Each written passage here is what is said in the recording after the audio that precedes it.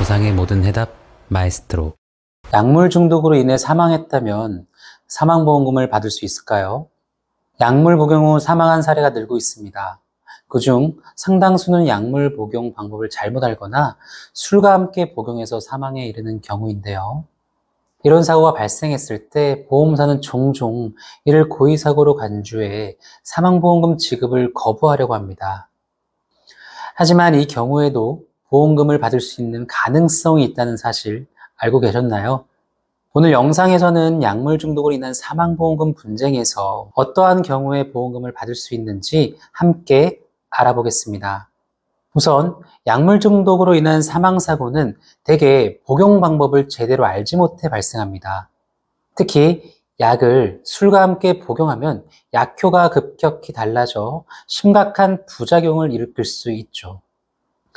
피보험자가 그 위험성을 알지 못하고 사고로 이어졌다면 이는 고의적인 사고로 보기에는 다소 무리가 따를 수밖에 없는데요. 하지만 보험사에서는 이를 고의사고로 해석하려 합니다. 약물 복용 자체가 스스로 선택한 행동이라는 점을 근거로 들기 때문입니다. 그렇다면 이런 경우에 어떻게 고의사고가 아닌 사고사로 인정을 받을 수 있을까요? 여기서 중요한 것은 고의사고와 사고사를 어떻게 구분하느냐입니다. 우리 법원은 고의사고로 보험금을 지급 거부하기 위해선 보험사가 고의적인 사고를 일으킬 의사가 있었음을 입증할 수 있는 객관적인 증거가 필요하다고 명확히 판결하고 있습니다. 예를 들어 유서나 복용 전 피보험자가 고의사고를 계획하고 있었다는 증거 등이 해당되겠죠. 하지만 약물 중독으로 사망한 경우 대개는 이런 증거는 존재하지 않는데요. 오히려 실수로 약물을 과다 복용하거나 부주의하게 술과 함께 복용해 사고로 이어졌다는 정황이 많죠. 이런 사례가 있습니다.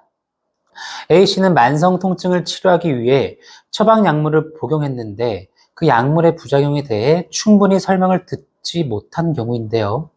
게다가 A씨는 약물 복용 후 술을 마셨고 결국 사망에 이르게 됐죠. 보험사는 이를 고의적인 사고로 보고 보험금을 지급하지 않겠다고 주장했지만 법원은 다르게 판단했습니다. 법원은 A씨가 약물과 술을 함께 복용한 것이 단순한 부주의였으며 고의 사고를 의도한 것이 아니라는 점을 들어 사고사로 판결했습니다.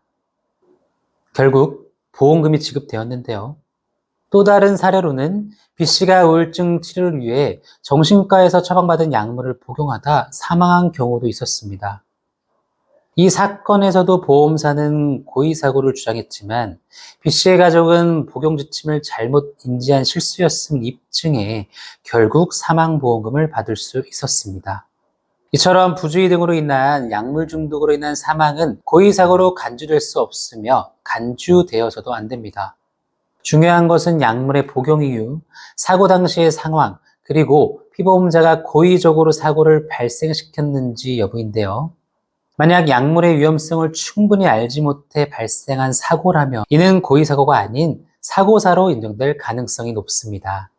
보험사가 보험금 지급을 거부하더라도 사망의 경위와 약물 복용 과정을 정확히 파악해 법정으로 대응한다면 보험금을 받을 수 있는 가능성이 있습니다. 오늘 영상이 도움이 되셨다면 좋아요와 구독 부탁드리고 궁금한 점은 댓글로 남겨주세요.